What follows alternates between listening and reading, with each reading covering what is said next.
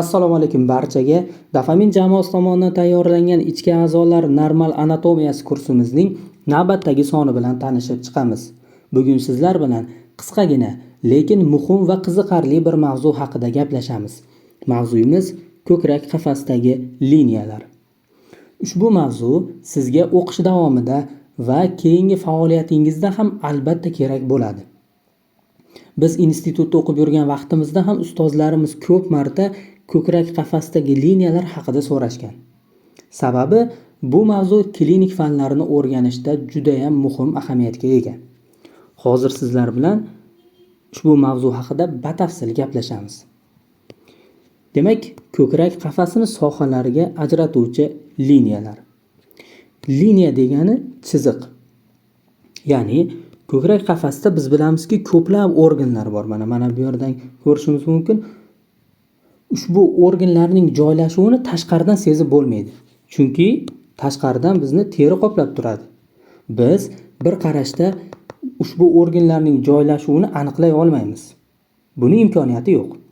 Tashqaridan qarab ko'rib bo'lmaydi. Shu sababli ham palpatsiya, perkussiya, auskultatsiya kabi tekshiruvlar orqali biz bu organlarni eshitamiz. Joylashuvini aniqlaymiz.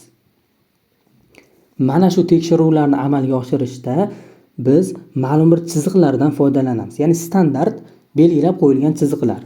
Ushbu chiziqlar orqali va bu yerda qovurg'alar ham bor. Qovurg'alar va mana shu chiziqlar orqali biz organlarning joylashuvini, chegarasini, o'zgargan yoki o'zgarmaganligini aytib bera olamiz. Endi hozir mana shu chiziqlar o'zi qayerda joylashganini ko'rib chiqamiz. Ko'krak qafasining oldingi, orqa va yon devorlari shartli chiziqlar yordamida zonalarga ajratiladi. Bu chiziqlar ichki organlarning anatomik joylashuvi, perkussiya, auskultatsiya va palpatsiya uchun muhim zonalar hisoblanadi. Umumiy 10 ta liniya, ya'ni chiziq bo'lib, bularning barchasi vertikal holatda yo'naladi. Demak, ko'krak qafasidan chiziqlar o'tkazamiz, bularning barchasi vertikal, mana bunday. Bunaqasiga bo'lganda gorizontal bo'ladi, lekin bironta chiziq gorizontal emas. 10 ta chiziq bor, demak, ularning barchasi mana bunday vertikal o'tkaziladi. Demak, oldingi, orqa va yon devorlarida bor bu chiziqlar. Ko'krak qafasining oldingi tomoni bor, orqa tomoni bor va yon tomoni bor. Jami mana shu yerda 10 ta chiziq bor. Hozir shu chiziqlarni ko'rib chiqamiz. Og'riqli nuqtalarni aniqlash uchun qo'l mana bunda bukiladi hamda bunday palpatsiya qilib chiqiladi. Og'riyaptimi? Kaft kattaligida siljiydi qo'lingiz. Og'riyaptimi? Og'riyaptimi? Og'riyaptimi? Og'riyaptimi deb so'rashingiz kerak. Ikkinchi qadam media parasternalis chizig'idan boshlab yana xuddi shu taqlid qo'lingiz biroz buklangan. Qarang, qo'l bundan bo'lmasin. Biroz buklangan holatda og'riyaptimi? Og'riyaptimi? Og'riyaptimi deb chiqasiz. Bunda siz deformatsiya, qobirg'alar deformatsiyasi, raxitik shotlarning borligi yo'qligi aniqlash. Media klavikulardan mana og'riyaptimi? Og'riyapti. Qarang, men qo'lim parallel ketyapti. Hamma joyda parallel ketyapti mana. Media klavikularis 4-qobirg'ada turgan ko'krak uchidan o'tadi. Ha? Demak, ko'krak qafasini oxirigacha mana oxiri yakunlandi. Shu yergacha palpatsiya qiladi. Axillaris anterior, sinistra et dextra mana palpatsiya qilib chiqyapti. Xo'p, demak avvaliga oldingi chiziqlar haqida gaplashamiz. Demak, ko'krak qafasining oldingi tomonida qanday chiziqlar bor? Birinchisi, liniya mediana anterior.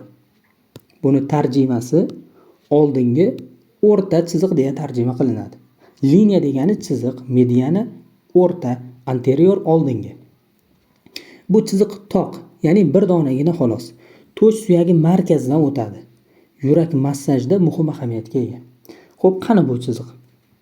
Mana do'stlar, to'sh suyagining markazidan o'tadi. Mana bu to'sh suyagi, to'g'rimi? Shu to'sh suyagining markazidan o'tadi. Mana bu yerda.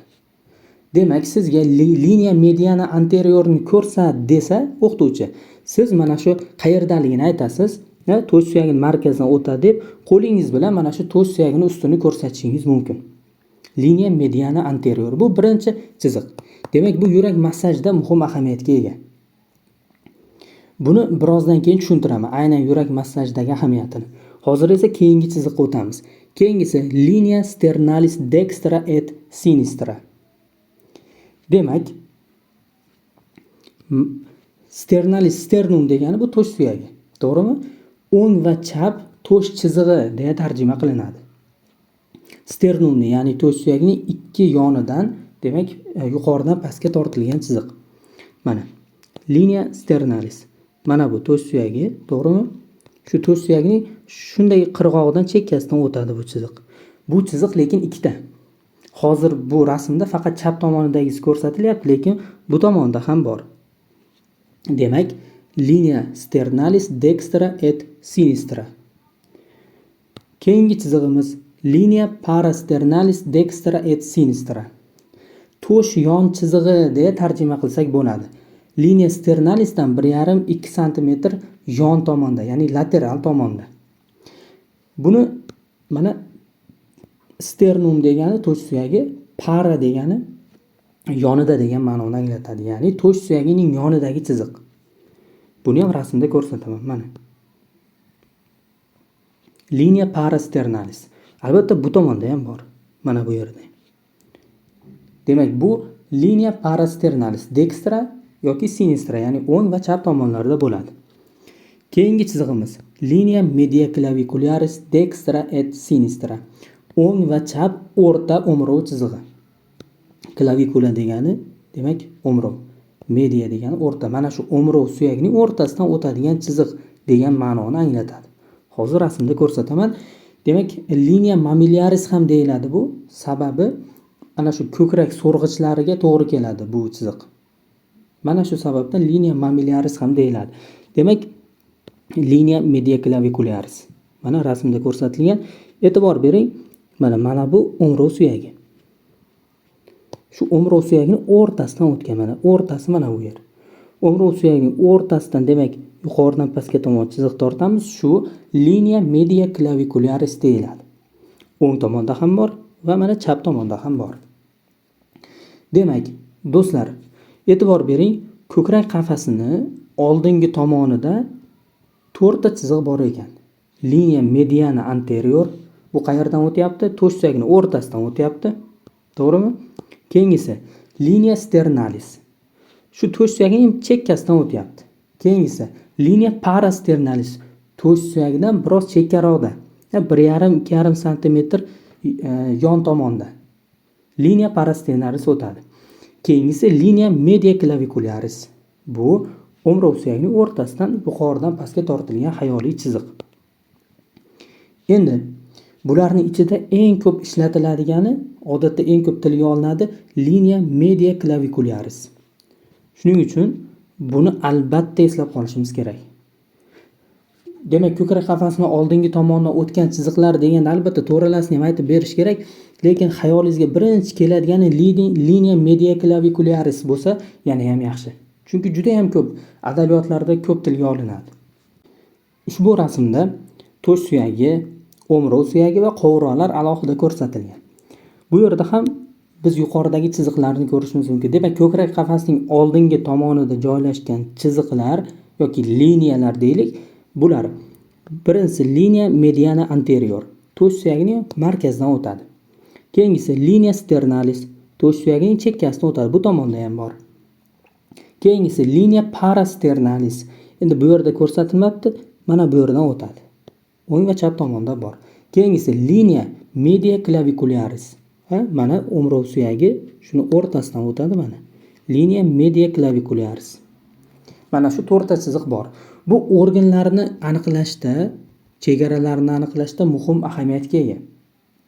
Misol uchun, mana bu yerda jigar joylashadigan bo'lsa, tasavvur qiling, siz jigarning joylashuvini aytmoqchi bo'lsangiz, linea mediaclavicularis sohasida, xo'p deylik, 5-chi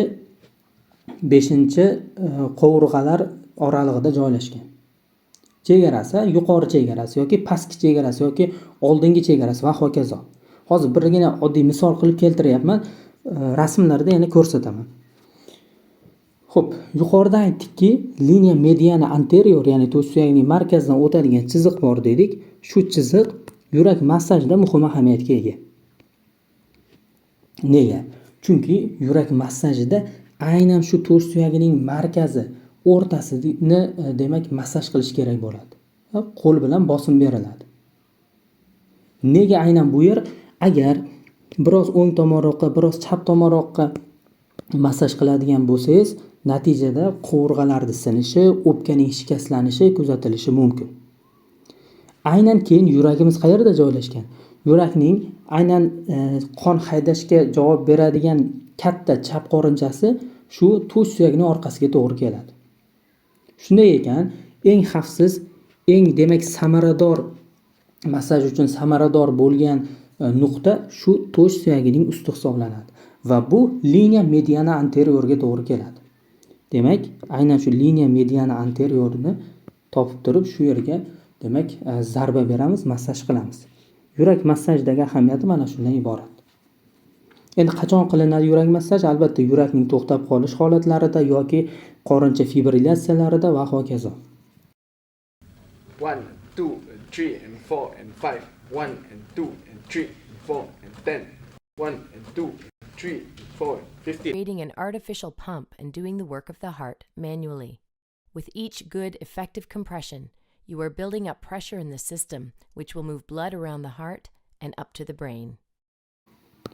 Endi esa yon chiziqlar haqida gaplashamiz. Biz ko'krak qafasining oldingi tomonidagi 4 ta chiziqni ko'rib chiqdik. Endi yon tomondagi chiziqlar jami 10 ta deb aytdik, ya'ni 6 ta qoldi.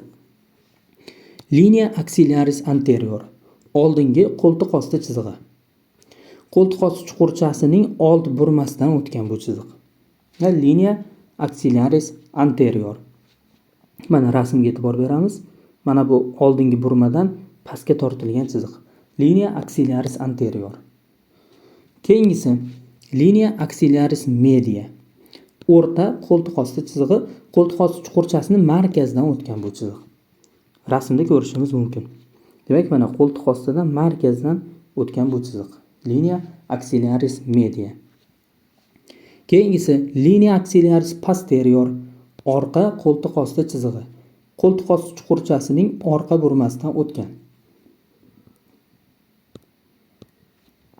Mana rasmga e'tibor beramiz, orqa tomondan o'tgan. Demak, yon chiziqlar 3 dona xolos. Bu o'ng tomonda ham bor, chap tomonda ham bor. Linea axillaris anterior, media va posterior. Endi mana bu rasmga e'tibor beramiz. Yana biroz tushuncha berishga harakat qilaman. Bu chiziqlar nima uchun kerakligini. Albatta, palpatsiya, perkussiya, auskultatsiyalarda yurakning joylashuvi, yurak klapanlarining joylashuvi va hokazolar haqida gapirilganda yoki o'pkaning chegaralari haqida gapirilganda shu chiziqlar orqali aytiladi. Misol uchun o'pkaning pastki chegarasi qayerda desa siz buni og'zaki nutqda oddiy qilib aytib bera olmaysiz. Agar siz mana bu liniyalarni hisobga olsangiz, aytishingiz oson bo'ladi. Rasmda chizib ko'rsataman. Deylik mana linea media clavicularis chizyapman. Endi deylik jigarni mana pastki chegarasini aytmoqchiman. Mana e'tibor bering. Shu linea media clavicularis bo'yicha jigarning pastki chegarasi mana bu yerga to'g'ri kelyapti. Qovurg'alarni sanab turib, aynan nechinchi qovurg'a oralig'ida qaysi chiziqdaligini aytish oson bo'ladi. Deylik misol uchun linea media clavicularisda 6-qovurg'a oralig'ida. Taxminan aytyapman hozir uni yoki o'pkani chegaralarini aytayotganimizda. Misol uchun linea media clavicularisda demak 5-qovurg'a oralig'ida pastki chegarasi. To'g'rimi? Yoki axillarisdachi? Mana bu tomonda. Axillaris anteriorda deylik 6-7-qovurg'a oralig'ida. Mana shunday qilib aytilganda haqiqiy bir kartina namoyon bo'ladi xayolingizda. Aynan qayerdaligini to'g'ridan-to'g'ri tushunib olasiz. Yoki mana bu yerda to'sh suyagi joylashgan. Yurakning o'lchamlarini, yurakning demak chegaralarini ham mana shu orqali aytish mumkin. Yoki mana jigarning mana bu qismini. Demak, chap tomonda aynan qayerda tugayapti jigar. Bu normal holatda qanday, patologik holatda qanday o'zgaradi? Kattalashib ketsa qayergacha bo'lishi mumkin? Mana shunday o'zgarishlarni aytish uchun ushbu chiziqlar muhim ahamiyatga ega va ularga alohida to'xtalmayman hozir. Sababi bu klinikada alohida o'rganiladi. Palpatsiya, perkussiya, auskultatsiyalar, organlarning chegaralari va hokazo. Lekin hozir umumiy tasavvur hosil bo'lishi uchun sizlarga nimaga kerak ekanligini tushuntirib berishga harakat qildim. Axillaris anterior, sinistra et dextra. Mana palpatsiya qilib chiqasizlar. Mana. Axillaris medial palpatsiya qilib chiqasizlar. Orqa tomondan axillaris posterior keyin ko'krak qafasiga qo'lini chalishtiradi. Kuraklar usti bilan palpatsiya qilib tushasiz. Og'riyaptimi so'raysiz. Keyin paravertebral sohadan so'rab chiqasiz. Xulosa tekshiriluvchida ko'krak qafasida og'riqli sohalar o'ng va chap ko'krak qafasida aniqlanadi. Aniqlansa aniqlandi. Koordinatasini berasiz. Tushundingizmi? Yoki krepitatsiya singanligini anaqasida. Ana buni berasizlar. Bu og'riqli nuqtalarni aniqlash. Demak, biz hozir ko'krak qafasi liniyalarini 3 ta guruhga bo'lib o'rganyapmiz. Oldingi liniyalar, ya'ni ko'krak qafasining oldingi tomonidagi liniyalar, bularni 4 ta ekan aytib o'tdik. Yon tomondagi liniyalari qo'ltiq ostidan oldingi, o'rta, orqa qilib uni ham aytib o'tdik. Endi orqa tomondagi chiziqlar, liniyalar haqida gaplashamiz. Liniya subscapularis dexter et sinister. O'ng va chap kurak osti chizig'i.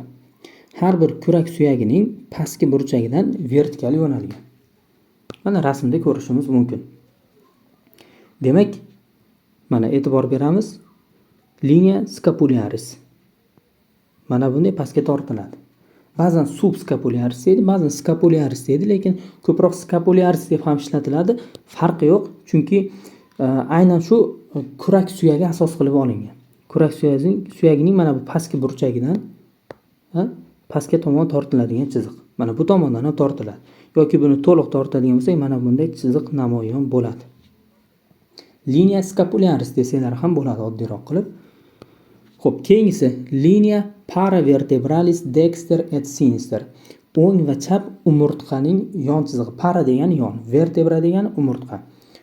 O'ng va chap umurtqa yon chizig'i. Umurtqa pog'onasini transversal o'smalari ustidan o'tgan. Mana rasmda ko'rishimiz mumkin. Liniya paravertebralis. Mana shunday yonidan o'tgan. Xuddi nimaga o'xshaydi? Oldingi tomondagi chiziqlarni gaplashdik-ku. Ya'ni to'sh suyagini markazdan o'tgan chiziq, yonidan o'tgan chizig'i ana shunday. Xullas, bu ham ikkita bo'ladi. Bu tomondan ham o'tgan. Endi liniya mediana posterior. Orqa o'rta chiziq. Umurtqa pog'onasini o'tkir o'sqilari ustidan o'tgan. Yoki oddiyroq qilib turib, umurtqa pog'onasini markazdan o'tgan deb eslab qolsanglar ham bo'ladi. Liniya mediana posterior. Mana shu markazdan o'tgan chiziq. Bu bitta toq. Qolganlari juft. Ya'ni o'ng tomonda ham, chap tomonda ham bo'ladi. Liniya mediana posterior esa faqat bir dona bo'ladi. Mana umurtqa pog'onasi markazdan o'tgan. Xuddi liniya mediana anteriorga o'xshaydi. Anterior qayerdan o'tgan? To'sh suyagining markazidan o'tgan. Demak, ko'krak qafasining oldingi, yon, orqa tomonlarida jami 10 ta ko'krak liniyalari mavjud. Biz hozir shularni ko'rib chiqdik. Albatta bularni aynan qaysi suyakka yoki nimaga asoslanib chizilganini eslab, nomlari bilan albatta yodlab olishingiz kerak. Yana qaytaraman, klinikada ko'p asqotadi bu. O'qituvchilar ko'p so'rashadi agar hali tibbiyot talabasi bo'lsangiz. Xo'p, demak, mana bu rasmda yana xuddi shu ko'rsatilgan. E'tibor beramiz mana. Markazdan o'tgan chiziq. Liniya mediana posterior.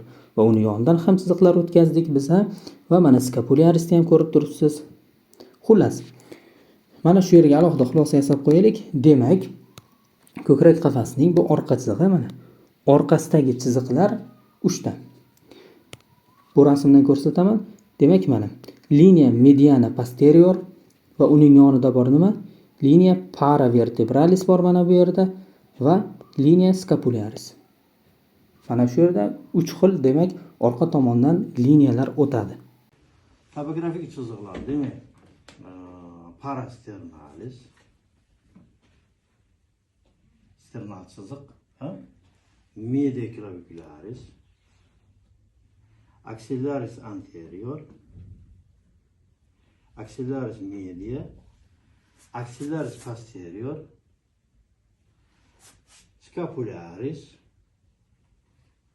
paravertebralis, chap tomonda ham paravertebralis, scapularis, axillaris posterior, media, anterior. Mana ko'rsating. Mana yo'q bu odamdan. Mana. Hozir o'pkani topografik quyi chegaralarini aniqlaymiz.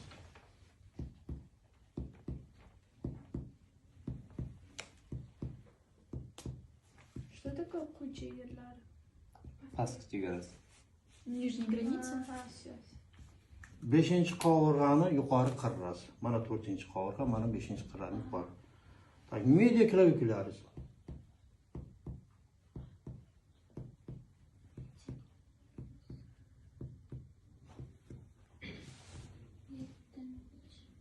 Oltinchi qovurg'a. Qo'lingizni tepaga ko'tarib olasiz. Axillaris anterior.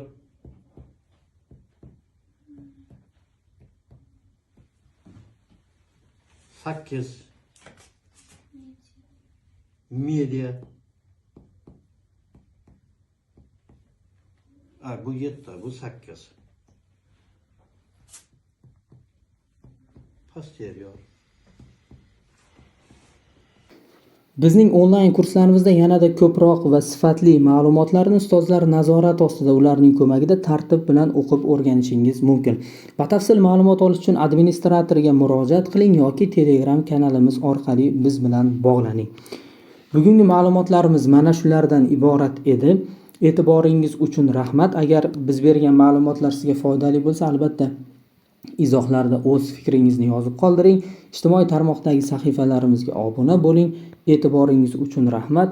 Sog' bo'linglar, salomat bo'linglar. Keyingi darslarda ko'rishguncha.